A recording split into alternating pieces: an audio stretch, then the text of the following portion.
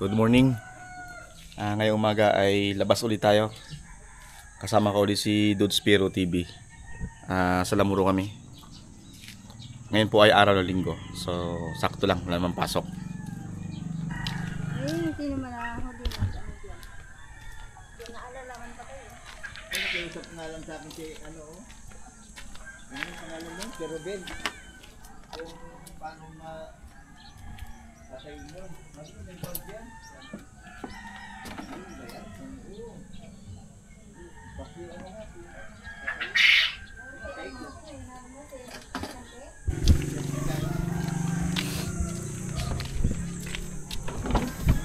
Amin driver. Yeah.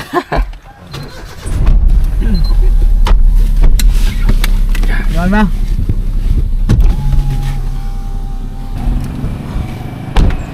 Dito na kami sa Lamuro. Yay.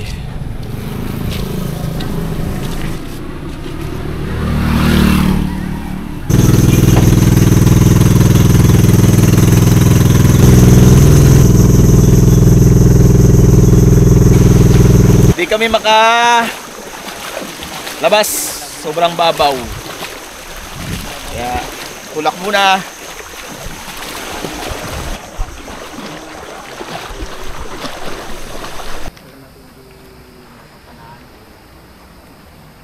Ito yung ating unang spot. Okay. Ayos na kami. Together with Sir Albert. Araw mga kaspiro, balik po ulit tayo sa dagat. Ang dive natin tuwing weekend lang, dahil pag weekdays po ay may trabaho tayo, busy rin. So checking the visibility po, okay din. Ito po yung unang dive ko. Si Dulce na una na, meron pala siya nakitang isda dyan, hindi niya lang pinapaamo niya, kaso tinuturo niya sa akin, so ako yung nag-dive. Sa dive na yan ay meron akong nakita na surgeon fish. Malaki na rin yan, good size na rin. So, ayan, pinana ko na. Kung makikita nyo dyan, ang bato talagang napakadelikado niyan sa shop. Kaya minsan nag-hesitate ako na panain, lalo na kung nakatutok sa bato. So, yung mga tipak na bato na nalaglag. Yung spot pala namin ay yan po ay sa may Cadlaw Island, sa El Nido po.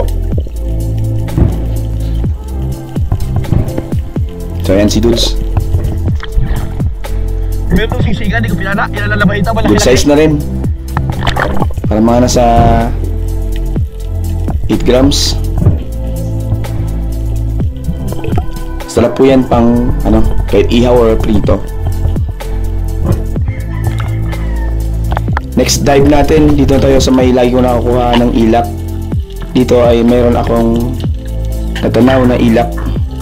So dahan-dahan lang po tayo dyan, pre-fall na lang. So ayan siya. So ayan, nakita nyo yung likod, yung ano nyan ay bato talaga, kaya pag hindi mo na sa pool, talagang masisira yung shot mo. So ganda ng patama natin dyan, na spine shot siya. Yan, hindi na nakakagalaw. Pasensya na sa boses ko, talagang hanggang ngayon ay medyo paos-paos pa rin, dahil medyo makati pa rin yung ating lalamunan. So mga nakaraang linggo kasi ay medyo masama yung pakiramdam natin dahil sa sobrang busy. Yan po yung ilak, o tinatawag na drummer fish. Sa special po talaga yan, napakasarap nila, lalo na sa inihaw. Next drop natin, same spot. Diyan pa rin po kung saan ko napano isang ilak. Ayun, mayroon ako natanaw na isa. So tingnan natin. Diyan makikita nyo yung tunog ng shop sa bato. Talagang naaawa ako sa shop ko. Kasi baka mapurol. Pakinggan nyo maigi. Yan, kapansin nyo yung tumagos sa isda, yung shop natin. Tapos siyempre tatama siya sa bato. Napaka-solid ng bato na yan. Yan po yung limestone marble cliffs. So nakadalawang ilak na po tayo. Si Dulce ay may nakuha na ilak.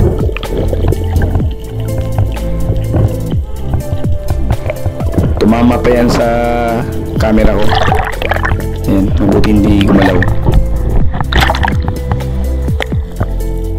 good size yan na ilak. Napakasarap po niyan. Sasabi daw sa El Nido ay ang bintahan sa palengke ay 290. So dito po sa amin, pag talagang pinipilit na bilhin ay binibenta namin ng 150. Ganda para puweba. Tapos doon mayroon din bukas. Sa mga taga El Nido na makakapanood po, alam ko familiar kayo dyan sa spot na yan.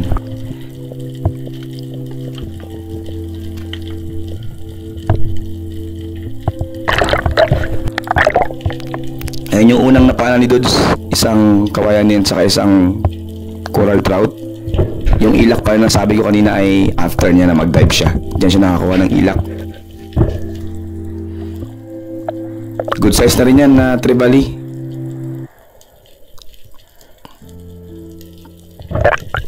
Tinuturo niya sa akin na may mga kasama pa, pero pagbalik ko kasi doon, pag dive ko hindi ko na nakita yung mga kasama niya mga trevally. Dito nag-dive uli ako. Same spot lang.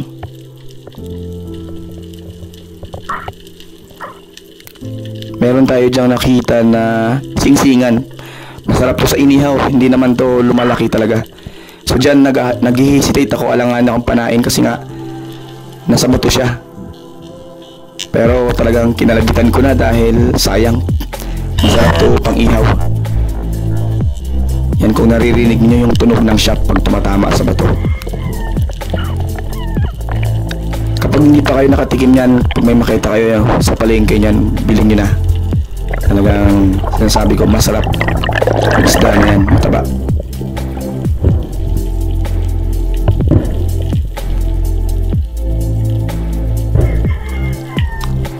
So dyan kinapa ko yung dulo ng shop ko kung purol. Okay naman. Hindi naman kasi siya ordinaryong stainless yung shop na ginamit ko. Yan ay Labrax. Medyo may katigasan din po.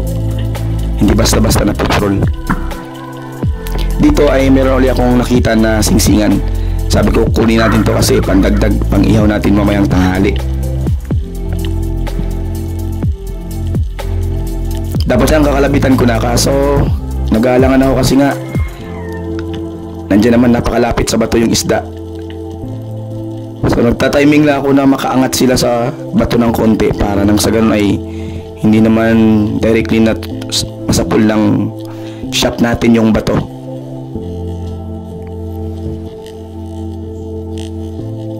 Pero ayan, tingnan natin. Wala talagang choice kundi panain na lang. Ayan, nakadalawa na tayo ng singsingan.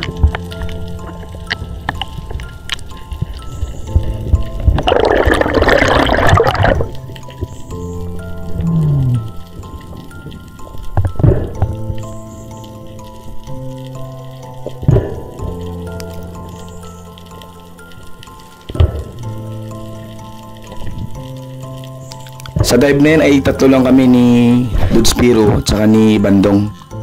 Dito, ayan na yung sinasabing isda na pinakamalaki na huli ko na coral trout. Medyo long range ang tira ko dyan. Mabuti na lang ay nasa pool siya.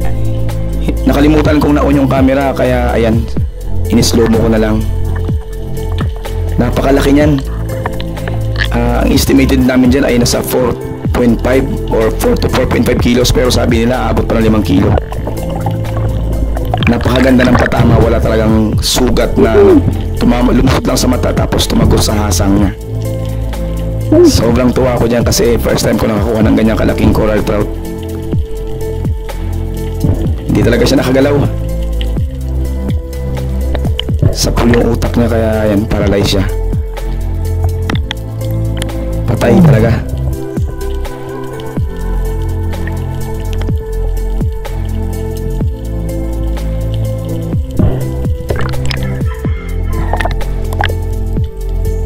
Sobrang saya ko niyan kasi first time ko talaga nakakuha ng ganyan kalaki.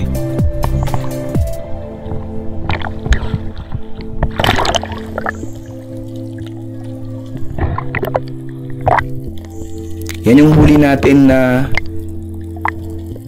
during lunch time. After lunch pala, pinuntahan kami ng guest na nagfi-fishing. Wala kasi silang huli. So yan po yung binili nila. Sabi ko, nagtatanong sa, nagpresyo ako ng 1,000, okay na naman sa kanila. Pero sabi ng boatman ay mura na raw yun.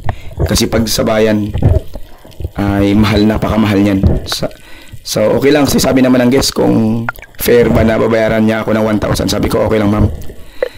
So ayan, sila po ay taga Cavite. Thank you. Napakataba niyan. First time ko nakapana ng unang tatagan ko. Malaki oh. Sakto. Paglabas niya, paahon sana ako. Buti na headshot. Ayan, di na nakagalaw. So dyan tinataas ko kasi may mga dumadaan na nag-island hopping. Yan, pinapakita ko sa kanila. Oh, laki. Yan si Dudes, papalapit. Sila lang, lumabas sa butas.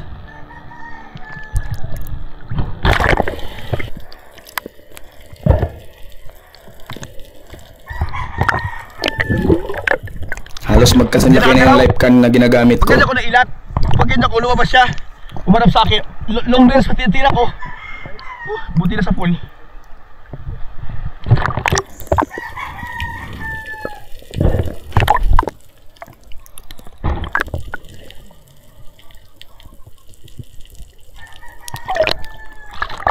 Yan, nilagay ko muna siya sa lubid, sa buya. Dati kasi sa baywang ko lang nilalagay, kaso lang nung nga yung time na hinahabol ako ng pating dahil ang isda ko ay nasa baywang lang. Kaya ngayon naninigurado ako, pag may nakukuha ko, diyan ko na nilalagay sa lubid. At least secure na mas malayo sa akin yung isda. Mahirap na accidentally na makagat tayo ng pating.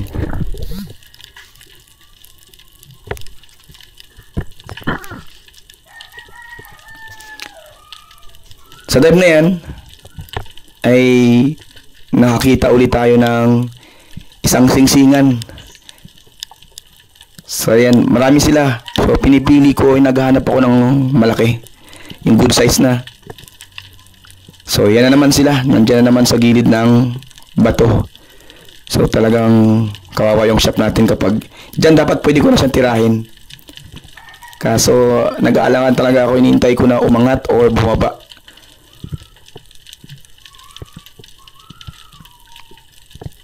So yan, pababa siya kaya sinundan natin.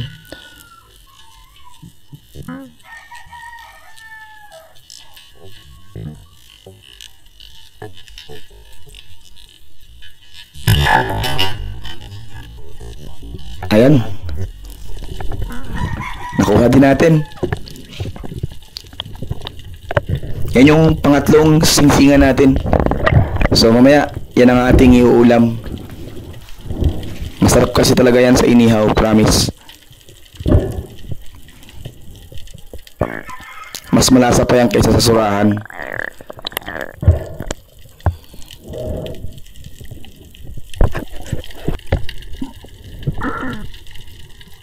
Dito, meron ko nakitang dalawang ilak.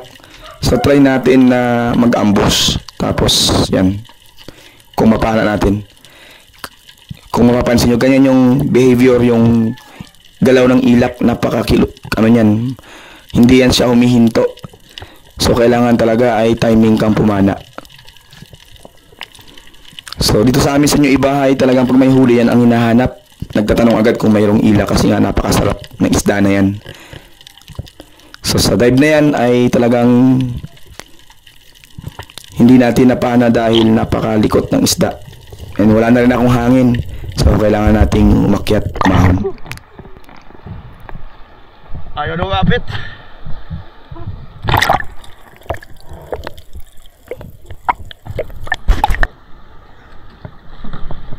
Yan, umakyat na ako. Lipat kami ng spot. Diyaw na. So na-amaze si Bandong sa nahuli ko yan. Sabi niya, first time niya nakakita ng ganyang kalaki. Igo. Yagid. Mahal ra. No? Kana mahal no? So yung ginagamit ko dyan na dialogue ay aklan. Laki. Nag-uusap kami aklanon. Laki daw. Yung tatay ko kasi ay Aklano, nanay ko naman ay Tagalog or Ilocano from Nara, Palawan. Solido. Ito tama. Ito lang, tagusasang. Kanina, napakakalma ng dagat. Ngayon medyo choppy na. So, bago na yung panahon. Medyo mahangin na rin kasi. Kaya ganyan. So yan, lipat na kami ng spot. Punta kami ng Bawi-Bawi. Yung napuntahan namin nakaraang linggo, bumalik kami doon. So nag-decide kami na doon na kami tanghalian. So habang papunta kami doon, yan si Bandong. Nag-prepare na. So habang tumatakbo yung bangka ay nag-ihaw na rin kami ng isda. Hindi nakakasawang tingnan itong place na to, napakaganda. Napaka-refreshing. Ayan yung Kawayan Resort, Kawayan Island.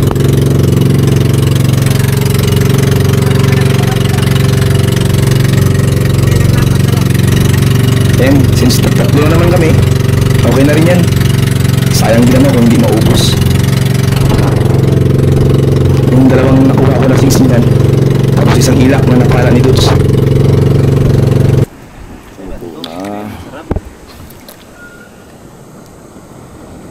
Okay, tapos na yung Hindi ko pinapana ito ngayon. naluto na namin yung inihaw. Dami yan sila sa mga una. Kasi meron ko Super taba. yung taglay tsaka yung yan yung Sarap niyan. ilok. Ilak! Ayan pa yung ilak ko. Hindi pa naluto. Hinintay namin. Alright. Kain na. Ako. Bento mo. Si ano? Si Jan, si Beko. Sa Indonesia yun? Taga Indonesia yun. Pero Indonesia diba? Russian. Yung sarap atay. Nag-uusap kami dyan. Yung pinag-uusapan namin yung Spiro na namatay sa Indonesia. Si Dijan Sbierko. Kain na. Alam ko mga Spiro. Binaliktad na! Binaliktad na! Paano nyo naman siya? Pinaliktad na. Iyan na oh. Tapos na kami kumain. Prepare na para sa PM dive. Yan si Bandong nakapatunaw na. Lupin paro. Prepare ng light, baka makakuha ng tanglay. Yo.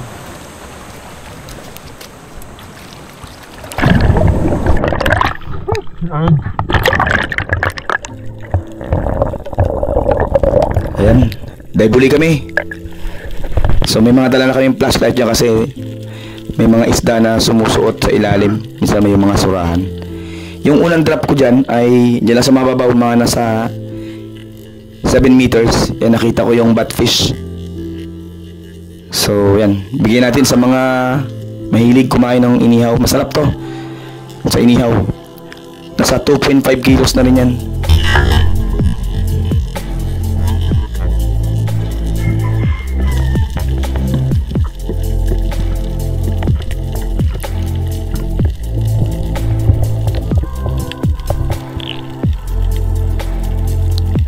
Hindi siya na spine shot kaya medyo malakas pa rin siya.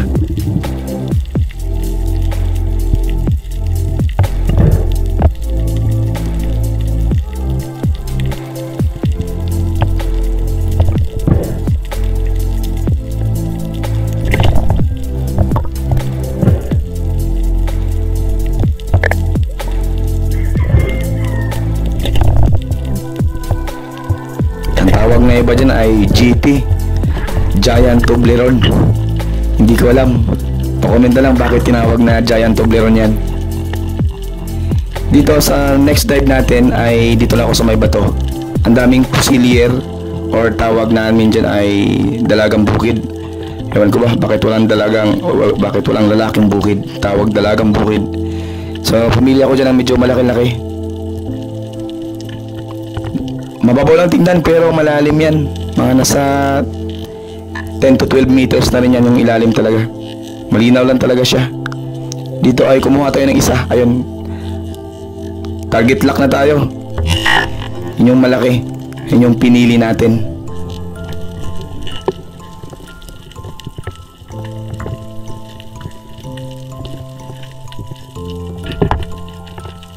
Yung mga ganyang kalaki ay ang hirap din patamaan, lalo na kung malikot. Kasi hindi naman siya kalaparang kalakihan. So kung medyo mahina yung paana mo, parang hindi mo basta-basta matatamaan yan. So maganda rin pala yung ginagamit ko na single roller, 120 cm, 6.5 mm shaft, and 14 mm na regular ID.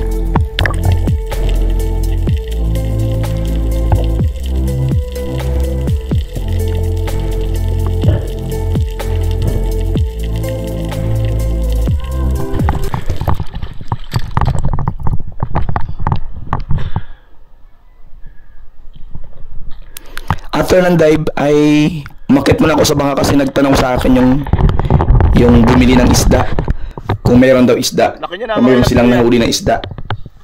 Wow. So sabi ko, mayroon sa bangka. So hinanap nila si Dudes kasi kilala pa nila si Dudes. Pagdating dyan, si Dudes pala nakahuli na ng tanigi. Approximately na parang nasa 5 kilos yan. So yun yung dalawang guest na nag-fishing kaso wala silang huli. So kawawa naman kung hindi namin sila pabibilhin. So hindi ko na-videohan yung napili nila yung aking coral trout na malaki. So ayun nga, tulad na sinabi ko kanina ay binigay ko na lang ng 1,000. Pero kung sa bayan yun, mas mahal talaga. Next time natin, dito na tayo sa malalim.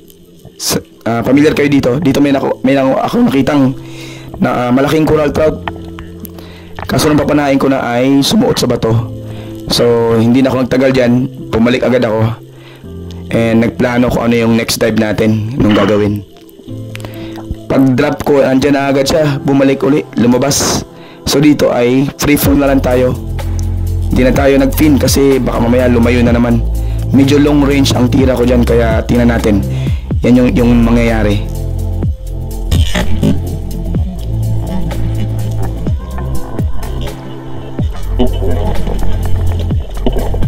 Ayun, nakita nyo, hindi lang siya na spine shot.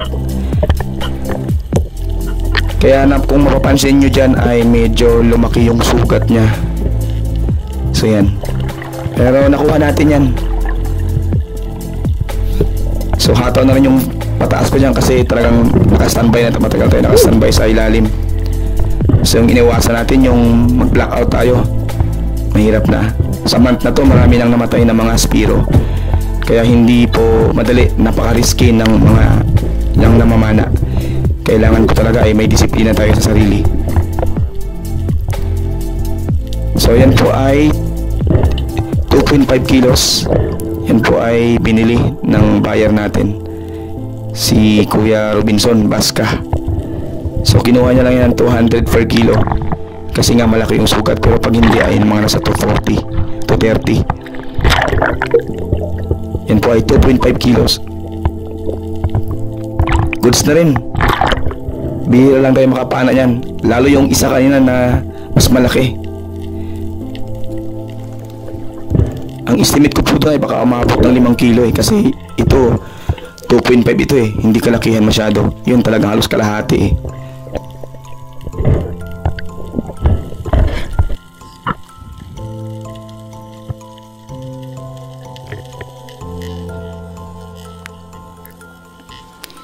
Next dive natin ay meron tayong nakitang maliit na suran. Tawag pa dyan, surang bakla, sabi nila. Yung isa kasi yung may sungay. So ayan, kuha natin. Pandagdag lang sa pang-ihaw.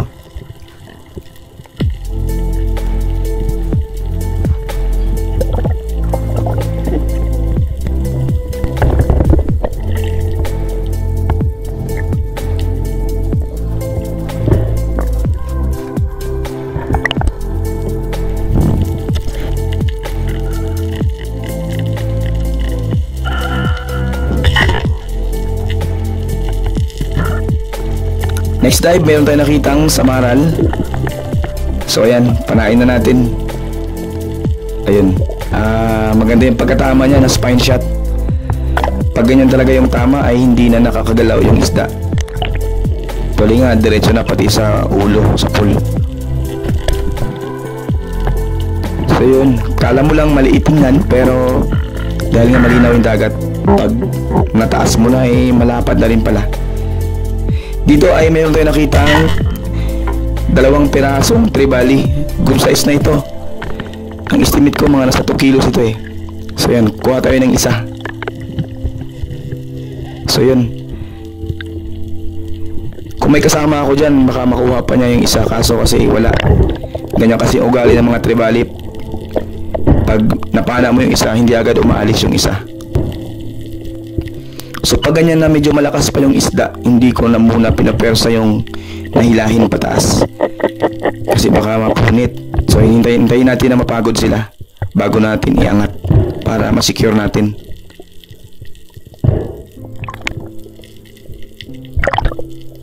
Sarap niyan sa tinola, sinigang. Iba talaga yung fresh paglulutuin mo kaysa sa naka-ice na. Iba yung lasa. Wow.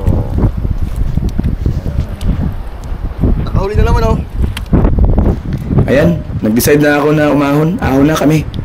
Para hindi ko gabihin. Meron pala ako dyan, 2 yung bayang ko nakuha. Yung isa hindi ko na nabidyohan. Pauwi na kami. Yung isa nasa 3 kilos ata yun. So ang laki ng coral trout na yun, no?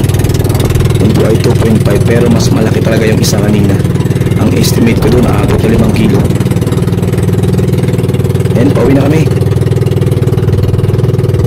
Si Dodds ay nag-aari ng pahinila pang tulingan. Pauwi na kami kaso istorbo to eh. Walang hiyaw Pero kami dyan nahuli. maya konti ay Pahila-hila. may kumain. Sana tangigi. Ayan. Tulingan? Hindi pa kami nakakalayo doon sa spot. Ay, Oh. ang ganda ng lugar. Ayun lang sa unahan yung spot namin. Ano kayang huli? So may kumain. Yay. Yan, dyan ka sa unahan. Yan, sige. Sa ulihan. Dali ah. Ay, nakadali ng kuhan. Ay, kuhan. Oro para si. So, Dali. dyan, akala niya ang huli niya ay tulingan kasi pang tulingan naman talaga yan. Pero iba yung nahuli niya dyan. Hulaan niya ano kaya nahuli niya. Tangigi?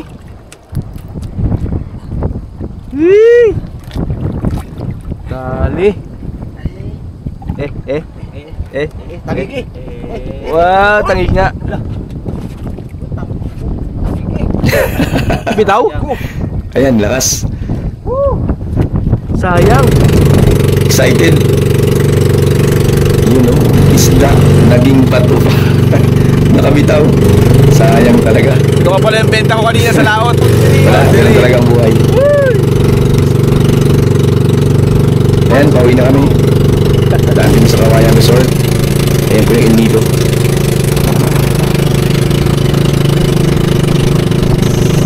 Dito rin kami. Ayan yung benta. Yung bayad ng guest. Sabi niya gusto niya dagdagan. Kung fair na ba yung 1K or dagdagan niya. Sabi ko okay na. Okay na. Okay na yung 1K. Load na lahat. So dyan na kami sa Sitio Lamuro. Sa bahay ng nanay ni Dodds. Then after yan makapagkarga kami. Karga na namin yung mga gamit. Pauwi na kami ng new bahay. Ayun na yung problema pagdating dyan. Wala na dyan, sir. Talagang nag-aabang kala mo. Basta. Imbes na may pang-ulam kami. Ang reserve. Wala nang naiwan. Ay, tinan nyo. Maawa ka naman kung hindi mo bigyan. Tuloy nga yung iba. Hindi na nakabili. Ha? Ano na? Ito yung mga isda ko na gusto kong ulamin. Wala na. So maawa ka rin kasi nga gusto naman nila ng fresh na isda. Yan, pasensya na sa mga hindi nakakabili talagang bawi na lang po sa sunod. Sa mga silent viewers ko po sa channel ko, baka pwede naman na pa-subscribe dyan. Wala yan Dodds oh. Dodds. Muli po Pasensya lang talaga. papasalamat po kami sa patuloy po ninyong panonood. And syempre sa ating Panginoon na lagi nag-iingat sa atin. Makakauwi tayo ng maayos, safe. Wala, pasensya lang talaga rin. Yan yung mga si John Ray, si Adong. Wala na! Wala na yung ila ko, wala na.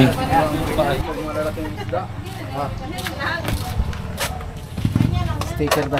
Maraming salamat sa iyo Yung kaya ating magsawang buyer, manood si- sa channel ko. Pati kay Dudes and si Dudes. Kaya Oh. mo sa Gapuan. Gusto niyo sa niya. Subscribe mo. Para makita. Thank you po. Pag may mga huli kayo dito sa El Nido, Yan yung ating bayan kontakin nyo yung lang bumili siya. ng Kontakin lang tanim kausap. ni Dudes pati yung aking Thank coral you. trout na 2.5 kilos. Mas marami pa yung So binayaran niya Alam ng mo, Kauli, na 500 marami. pesos. Sige, thank you. Maraming salamat po sa inyo hanggang sa muli. Sige.